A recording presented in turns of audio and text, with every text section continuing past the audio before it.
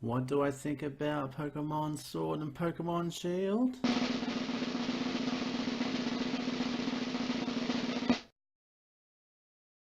Yes, yes, yes, 100 times yes. G-Day, people. This is Sharpino here, and fuck yes.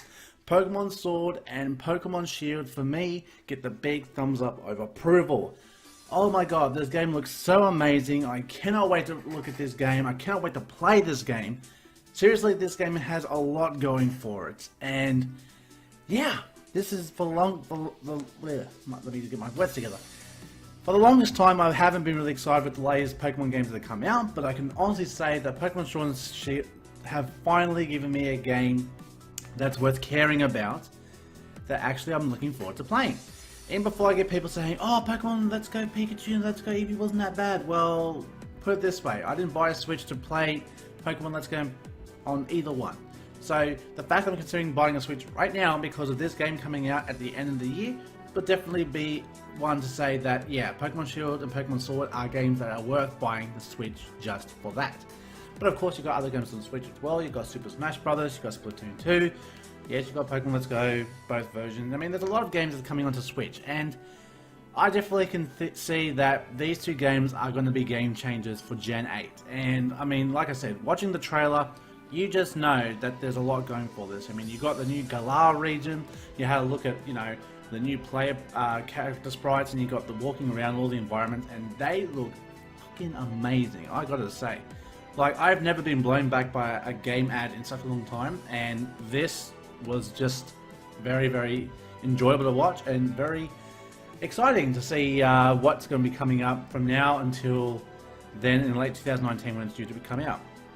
So, possible ideas or possible questions, I guess, we should ask ourselves about Pokemon Sword and Pokemon Shield. Number one, who's going to be the new villain of the game? So, you know, as you know, we had Team Rocket, Team Aqua, Team Magma, we had Team Galactic, Team Plasma, then we had Team Flare, then we had Team Skull. So who's the new team going to be in this generation? Who knows?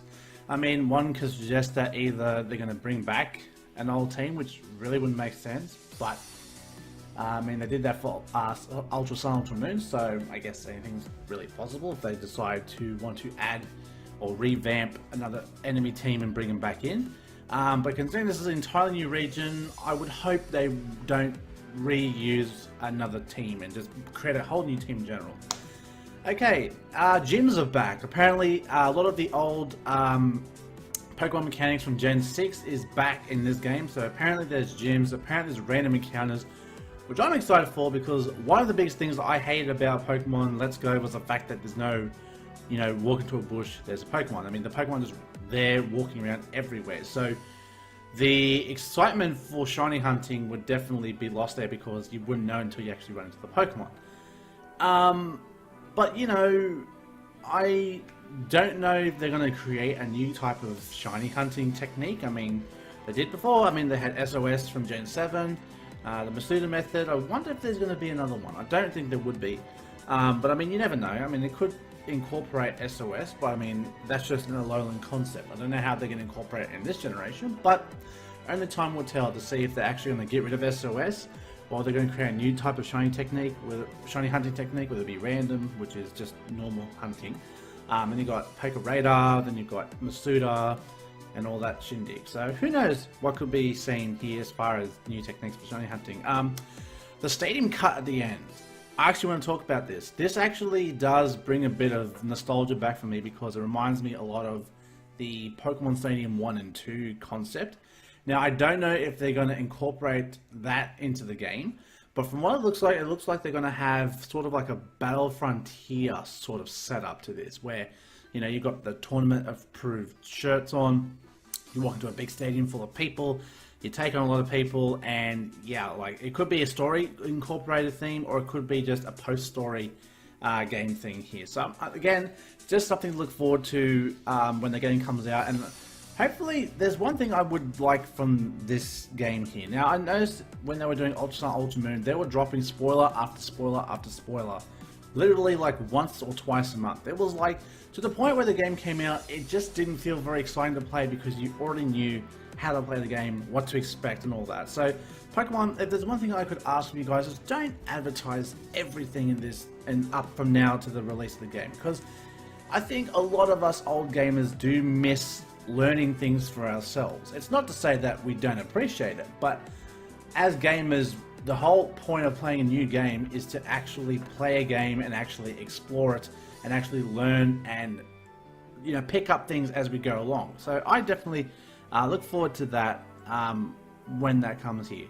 But yeah, you know, so looking forward to, you know, how they're going to incorporate a lot of these new features in the game.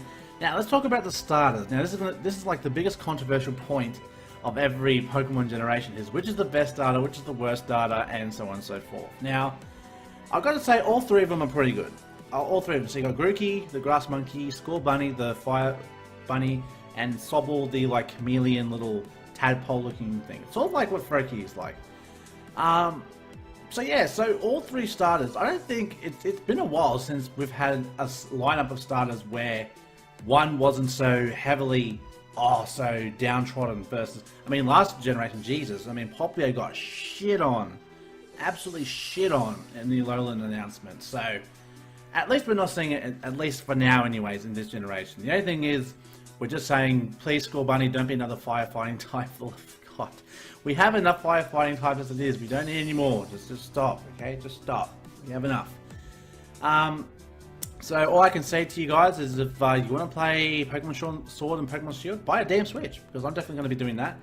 Hopefully I'll be moving to my house later on this year. Apparently things are going forward with the building of the house, which is fantastic. So hopefully by the time I go to play this game, I'll have a Switch and I'll be in my new house all settled in, ready to go. So that'll be some good shit.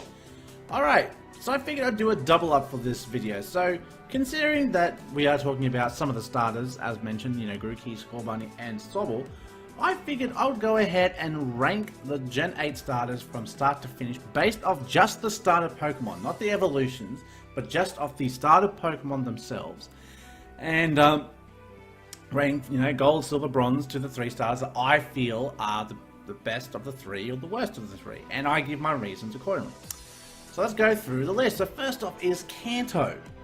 So we're going to go with Kanto, and off the bat, number 1 for me, and if you guys know my channel, you know out of all these 3 who my favourite is. It is Bulbasaur.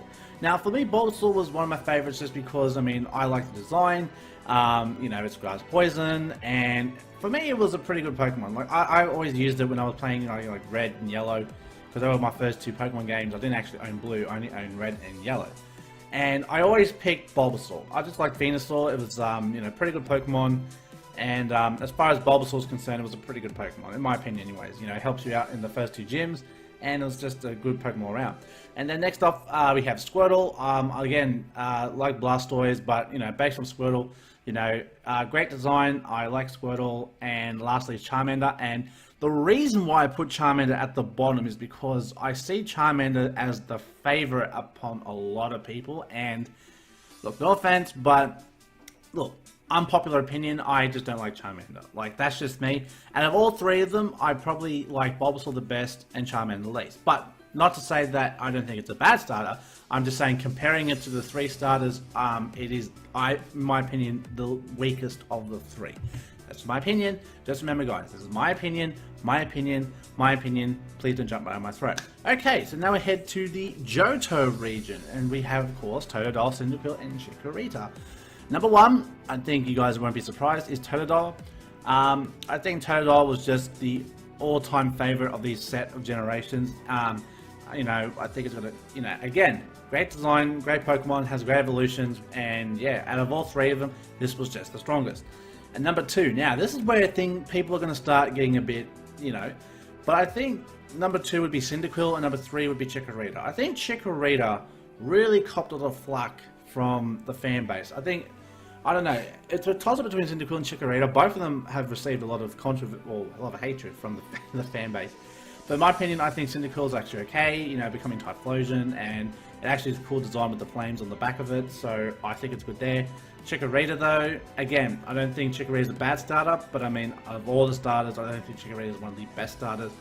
And yeah, I don't know, just Chikorita, just, again, it's not that I don't like Chikorita, but of the 3 stars there, it's the one I think is the weakest of the three. Now let's head to the home regions. We've got Mudkip, Torchic, and Treecko. And oh, what a coincidence, I said it in that order because that is the order that I'm going with. So number 1 is Mudkip. No questions asked. Mudkip is just the best of the three. Number 2 is Torchic, and number 3 is Treecko. Now, the reason why I put Treecko at the bottom is just because I don't think Treecko, out of all three of them, was a really good starter. Like, even in general, of all the grass starters around, I don't know, Treecko I just feel like is one of the weakest grass starters in the entire set. That's just me. I mean, it does have cool evolution, don't get me wrong, and cool shiny as well.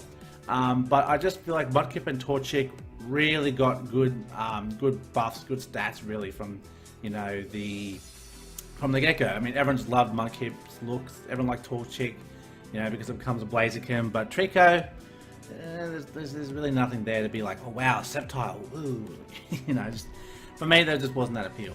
Okay, number 2, we have Turtwig, Chimchar, and Piplup, the starters. Number 1, Turtwig, guys, it's my favourite. You guys watch my channel, you guys know Turtwig is my faves. Number 2 is Chimchar, and number 3 is Piplup.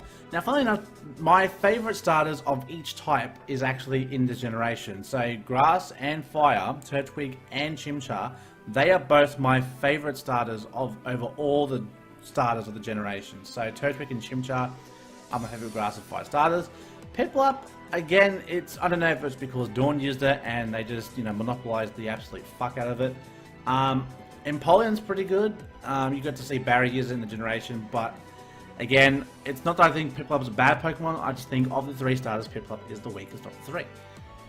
And then next we have the Universe starters. We've got Snivy, Tappig, and Oshawott. And this one was a little bit difficult for me because, funnily enough, even though Unova is my favorite generation, I don't know, the starters were not too crash hot. To be quite honest, I just don't think they were like, wow, these starters, you know? As opposed to all the prior generations, it wasn't like, you know, you gotta get these starters.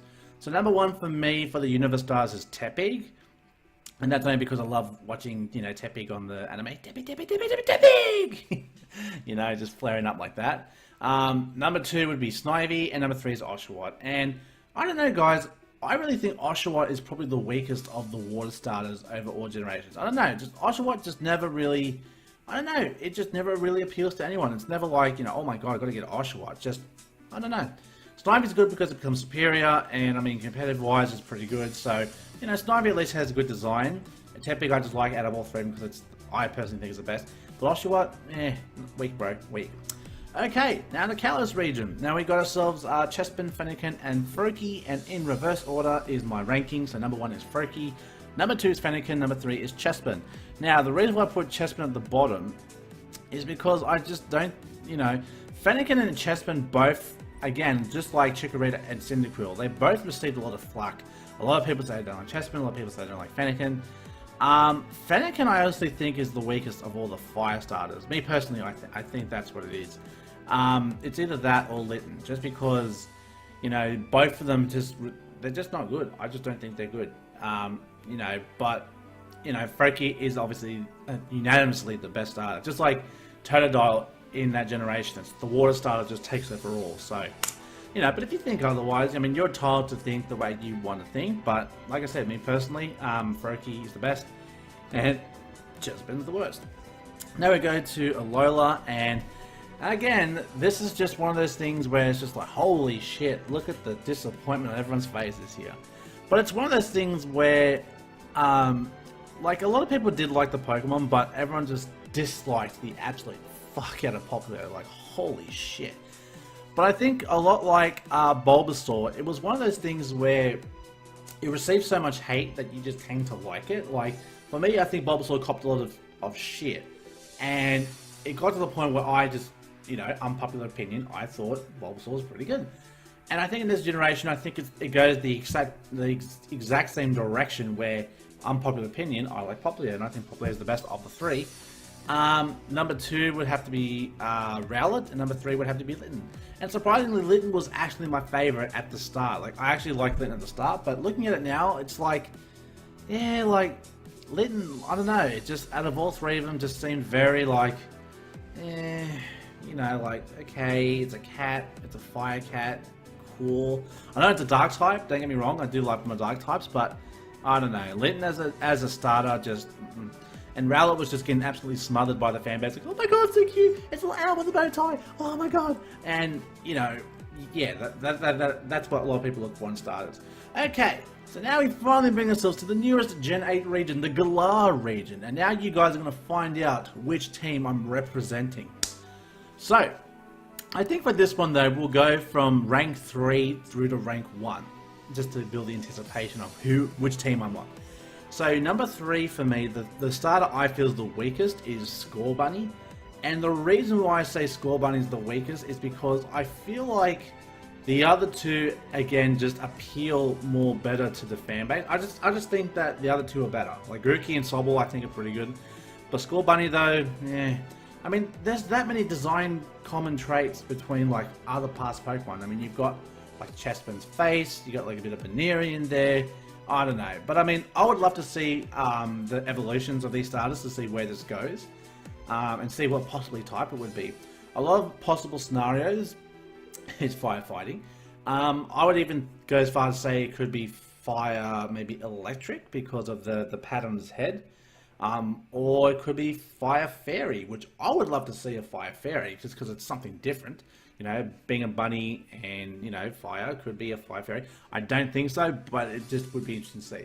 And now, the toss-up between hashtag Team Grookey and hashtag Team Sobble. A lot of people have been arguing for and against for both teams, and honestly, I can definitely see the appeal for both. Like, I actually think these two are really good starters, but my final decision is going to be the team of hashtag Team